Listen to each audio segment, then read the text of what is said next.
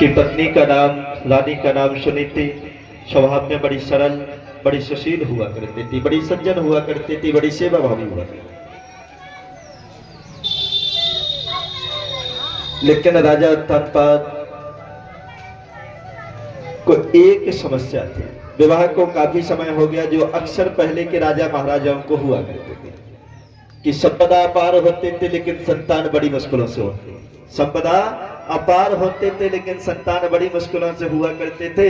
आज राजा उत्तानपाद के विवाह को काफी समय हो गया, संतान सुख नहीं मिल पाया, संतान नहीं हो पाई। एक दिन राजा उत्तानपाद समीप के नगर सुदूर प्रांत में भ्रमण करने को जाते हैं। सुदूर प्रांत में जब भ्रमण करने को जाते हैं, राजा उत्तानपाद सुदूर प्रांत के राजा की कन्या को से गंधर्व विधि से विवाह कर देते हैं। कन्या को देखकर कि मोहित हो जाते हैं, गंधर्व विधि से विवाह करते हुए अपने साथ ले आते हैं। जैसे अपने महलों की तरफ, महलों के द्वार की तरफ आते हैं, द्वार पर ढोल नगाड़े बज रहे होते हैं। राजा उत्तानपाद को आश्चर्य होता है कि भाई मेरे द्वार पर ढोल नगाड़े क्यों बज रहे हैं, मैंने तो किसी को बताया भी नहीं, क्या कैसे पता चल गया लोगों को कि महाराज उत्तानपाद दूसरा विवाह करके लेकर के आ रहे हैं।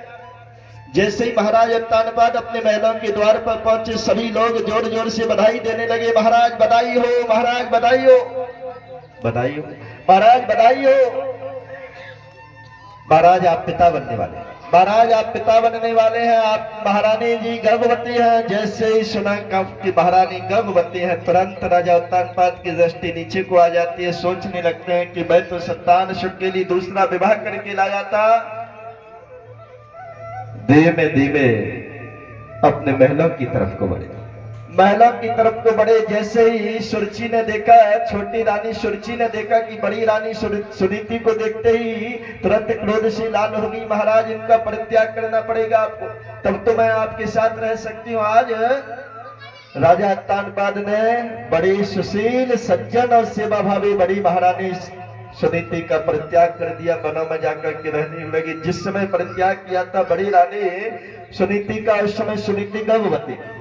वनों में जाकर के करके जीवन यापन करने लगी। समय व्यतीत होने के उपरांत 9 महीने पश्चात रानी सुनीति ने एक पुत्र को जन्म दिया। उस पुत्र का नाम ध्रुव महाराज पड़ गया।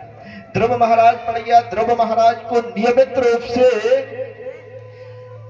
माता सुनीति गोद में लेकर के भजन संध्या किया करते थे। क्या? गोद में लेकर के भजन संध्या किया करते थे और नियमित रूप से संतों के द्वारा सत्संग श्रवण करने को जाती, तो ध्रुव को गोद में बैठा करके ही सत्संग का श्रवण किया करते थे। माताओं बहनों, मैं बार बार इसीलिए कहता हूं कि बच्चों को अवश्य ही गोद में बैठा करके भगवान का भजन और गोद में बैठा करके संतों के सानिध्य में सत्संग श्रवण करना चाहिए, जिससे कि हमको तो ज्ञान मिलेगा ही, साथ में hमारे बच्चों को बहुत सा ज्ञान मिलेगा, अच्छे विचार होंगे। आज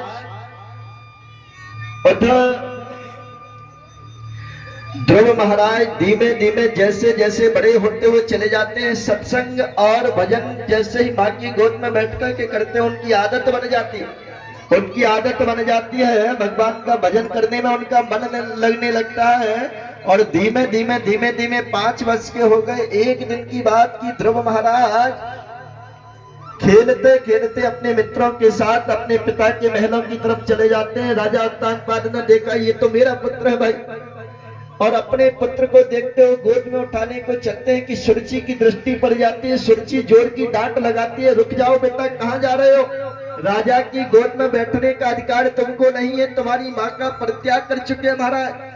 यदि तुमको राजा की गोद में बैठने का ज्यादा ही शौक है तो जाओ वनों में चले जाओ, वनों में जाकर के भगवान का भजन करो। भगवान का भजन करते हुए मुझको इस बार जल्दी से आप मुझको मृत्यु हो, मैं इस बार अपने शरीर को त्यागने के उपरांत अगला जन्म जब मैं लूं तो माता सुरुचि के गर्भ से जन्म मुझको मिल जाए, जिससे कि मुझको राजा की गोद में बैठने का सौभाग्य मिल जाए। क्योंकि बेटा तुम्हारी माता को तो पहले ही परित्याग कर चुके हैं महाराज, मेरे गर्भ से जन्म लेना पड़ेगा तुमको यदि राजा की गोद में बैठना है तो।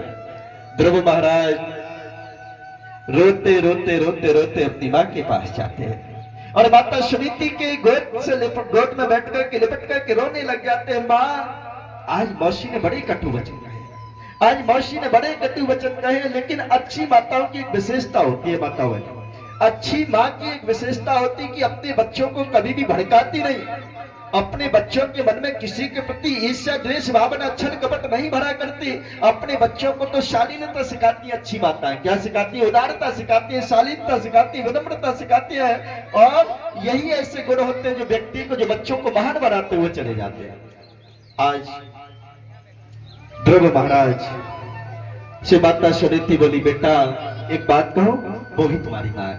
क्या कहा? बेटा वो भी तुम्हारी माँ है। बेटा मैं भी तुमसे कहती हूँ बेटा, मैं भी तुमसे कहती हूँ बेटा कि वनों में चले जाओ, वनों में जाकर के भगवान का भजन करो। भगवान का भजन करोगे बेटा तो राजाओं के राजा की गोद में बैठने का सौभाग्य मिलेगा। राजाओं के राजा की गोद में बैठने का सौभाग्य मिलेगा। बेटा जाओ, तुरंत वनों में चले जाओ। ध्रुव महाराज चल पड़े। ध्रुव महाराज चल पड़े। चलते चलते रास्ते में जा रहे हैं कि रास्ते में देवर्षि नारद मिल जाते हैं। कौन? रास्ते में देवर्षि नारद मिल जाते हैं। बेटा रुक जाओ, कहां जा रहे हो? वनों में जा रहा हूं। ओ बेटा, वनों में बड़े बड़े शेर भालू चीते रहते हैं, मार देंगे, खा जाएंगे तुमको। ध्रुव महाराज ना रुके, पुनः आगे को बढ़े। पुनः देवर्षि नारद ने आवाज लगाई, बेटा कहां जा रहे हो? वनों में जा रहा हूं। क्यों जा रहे हो? बेटा भजन करने जा रहा हूं। किसने भेजा है? मां ने भेजा है। बेटा घर को वापस चले जाओ, वनों में तुम्हारी मैया ना बैठी है, भूखे रह जाओगे, भूखे मारे जाओगे, ना दूध मिलेगा, ना खाना मिलेगा, कुछ नहीं मिलने वाला। ध्रुव महाराज की आंखों में आंसू आ गए। महाराज, आप मुझको कोई तपस्वी संत दिख रहे हो, लेकिन आप ऐसा क्यों कर रहे हो मेरे साथ? मुझको मेरी माँ ने भेजा है, मुझको मेरी माँ ने भेजा है कि बेटा जाओ, वनों में चले जाओ। माँ कभी भी अहित नहीं चाह सकती, माँ कभी भी बच्चों का हित नहीं चाह सकते। मेरी माँ ने मुझको वनों में भेजा है कि बेटा वनों में जाकर के भगवान का भजन करना और राजाओं के राजा की गोद में बैठने का सौभाग्य मिलेगा। और मैं तो राजाओं के राजा की गोद में बैठने के लिए माँ की आज्ञा लेकर के, माँ के कहने पर वनों में जा रहा हूँ घनघोर तप करने के लिए। देवर्षि नारद की आंखों से आंसू छलक उठे। देवर्षि नारद की आंखों से आंसू छलक उठे। तुरंत ध्रुव महाराज को अपने गले से लगा लिया। बेटा ध्रुव, एक बात बताओ, तुमने गुरु बना लिए क्या? भगवान के पास पहुंचने के लिए आपने पुल तैयार कर लिया क्या? पुल का सहारा ले लिया क्या? गुरुमंत्र ले लिया क्या?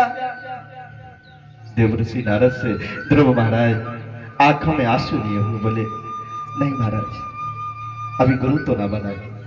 बेटा बिना गुरु के कैसे भगवान की प्राप्ति होगी? क्योंकि भगवान तक पहुंचना, भगवान का आशीर्वाद लेना, भगवान से सिद्धियां शक्तियों को प्राप्त करना, समुद्र को पार करने के लिए पुल की आवश्यकता होती है। इसलिए गुरु का बनाना अति आवश्यक है।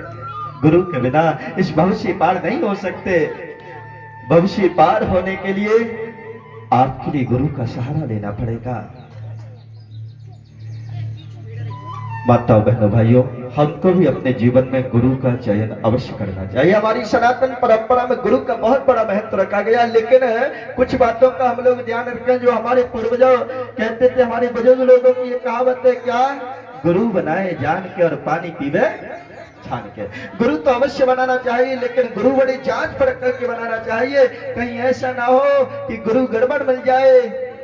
गुरु उसको कहते जो हमारे अंधकार को, हमारे जीवन को अंधकार से प्रकाश की ओर ले जाए। लेकिन यदि गुरु गड़बड़ मिल जाए तो ऐसा भी हो सकता है कि हमारा जीवन पतन के मार्ग पर भी ले जा सकता है, पतन के मार्ग पर भी ले जा सकता है। बहनों भाइयों, एक बात और बताओ, यदि पुल गड़बड़ होगा, यदि पुल गड़बड़ होगा तो क्या होगा? पुल गड़बड़ होगा, यदि पुल कमजोर होगा तो समुद्र में डूब जाएंगे, नदी में डूब जाएंगे। इसलिए पुल हो तो मजबूत हो, पुल हो तो पुल में कोई कमी ना हो, पुल मजबूत हो तभी भी आप नदी को, समुद्र को पार कर सकते हो। उसी तरीके से इस भव को पार करने के लिए आपको तपस्वी और विद्वान गुरु की आवश्यकता है। किसकी? एक तपस्वी और विद्वान सदगुरु की आवश्यकता है, जो गायत्री का सिद्ध साधक हो, जो गायत्री के घनघोर तप करता हो, ऐसे सदगुरु की आवश्यकता है। इसीलिए और यदि गड़बड़ मिल गया तब क्या होगा? लोभी गुरु लालची चेला। यदि गुरु गड़बड़ मिल गया, क्योंकि आज गुरुओं की बाजार लगी हुई है, आज गुरुओं की बाजार लगी हुई है। गुरु बड़े सोच समझ करके बनाने चाहिए, कहीं गुरु गड़बड़ ना मिल जाए। आज के दौर में लोभी गुरु लालची चेला है, और लोभी गुरु लालची चेला मिले तो गड़बड़ हो जाएगा। लोभी गुरु लालची चेला दोनों नरक में खेलम खेला, दोनों नरक को चले जाते हैं भाई। है इसीलिए गुरु को बनाओ, लेकिन जांच परख करके बनाओ। एक 2 मिनट की कथा सुनाता हूं, एक 2 मिनट की आपको कथा सुनाता हूं गुरु महाराज की। एक गुरु महाराज थे और